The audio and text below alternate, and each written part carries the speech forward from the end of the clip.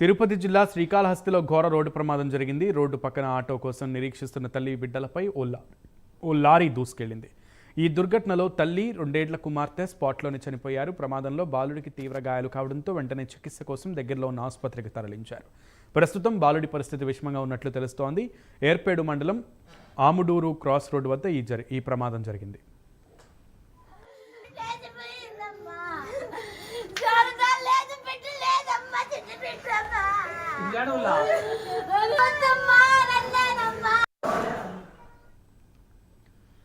తిరుపతి జిల్లా శ్రీకాళహస్తిలో ఘోర రోడ్డు ప్రమాదం జరిగింది. రోడ్డు పక్కన ఆటో కోసం నిరీక్షిస్తున్న తల్లి బిడ్డలపై ఓ లారీ దూసుకెళ్లింది.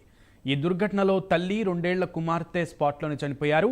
ప్రమాదంలో బాలుడికి తీవ్ర గాయాలు కావడంతో వెంటనే చికిత్స కోసం దగ్గరలో ఉన్న ఆసుపత్రికి తరలించారు. ప్రస్తుతం బాలుడి పరిస్థితి విషమంగా ఉన్నట్లు తెలుస్తోంది.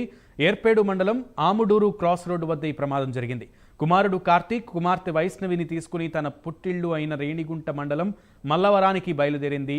తిరిగి నిన్న సాయంత్రం రామానుజపల్లికు వెళ్లడానికి 2 బిడ్డలతో పాటు తల్లి విజయమ్మ వెంకటగిరి బస్ ఎక్కింది.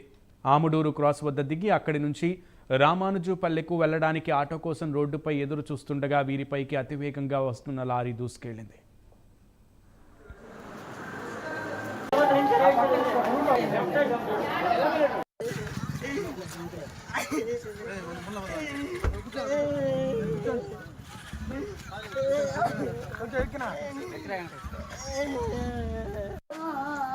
తెలుసా